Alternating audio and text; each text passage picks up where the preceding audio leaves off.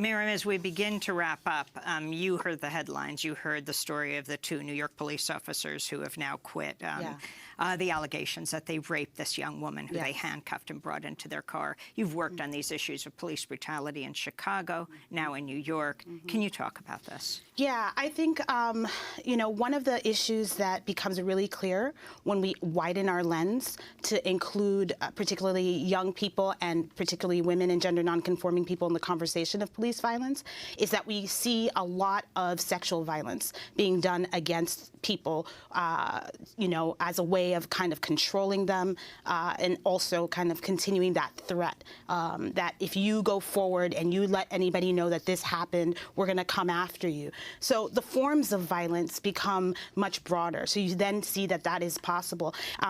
So many women and gender nonconforming people have complained over the years of police sexual violence. It is probably more people are harmed that way than are killed by the police every single year. And yet we hardly ever include that within the larger discussion around police violence. We have to. Andrea Ritchie's new book, Invisible No More, that just came out a couple of months ago, addresses violence against Black women and women of color, as well as gender nonconforming people. I suggest that people who are interested in these topics pick that up and read it. I happen to have written the foreword for that book, so, you know, I have to put that out there. And so I think that we have to look at these issues. We have to look at the inherent endemic violence of policing, and I think people don't want to do that. I think people are constantly focused on small little fixes, body cameras and things like that. That is not going to stop sexual violence by the police officers. And last thing I do want to say about this is I saw yesterday on Twitter, Harsha Walia did this amazing piece where she talked about, for several tweets, that, you know, gender violence and gendered violence is mass violence.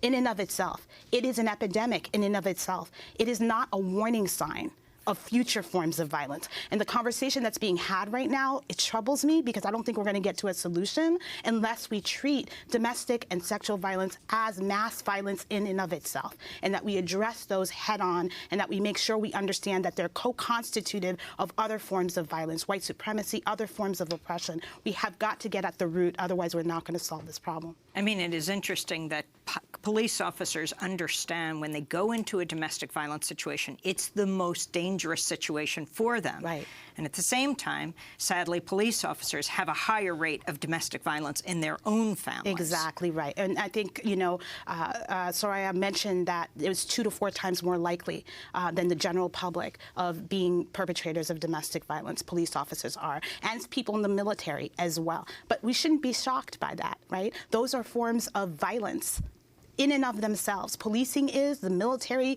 the war making, and violence is learned. Right? And so in those contexts, of course, people who are exposed to violence all the time will use it. It also attracts people who are particularly interested in being able to practice forms of violence at home that they then take out into the public sphere. And here we are. Well, we want to thank you both very much for joining us. Mariam Kaba is organizer and educator who's worked on anti-domestic violence programs for decades, as well as anti-incarceration and racial justice programs since the late 80s. And Soraya Chumali, a journalist who covers the intersection of gender and politics. We'll link to your work, director of the Women's Media Center Speech Project. She's speaking to us from Baltimore. This is Democracy Now! When we come back, the great writer Isabel Allende has a new book. It's called In the Midst of Winter. We'll talk to her about her book. We'll talk to her about writing in the era of Trump. She came to this country from, well, throughout Latin America. In Chile, she grew up. And we'll talk about how she responded to the coming authoritarianism of the Pinochet regime. And also Pablo Neruda, the latest investigation of how he died soon after another September 11th, 1973. What happened to the great Chilean poet? Stay with us.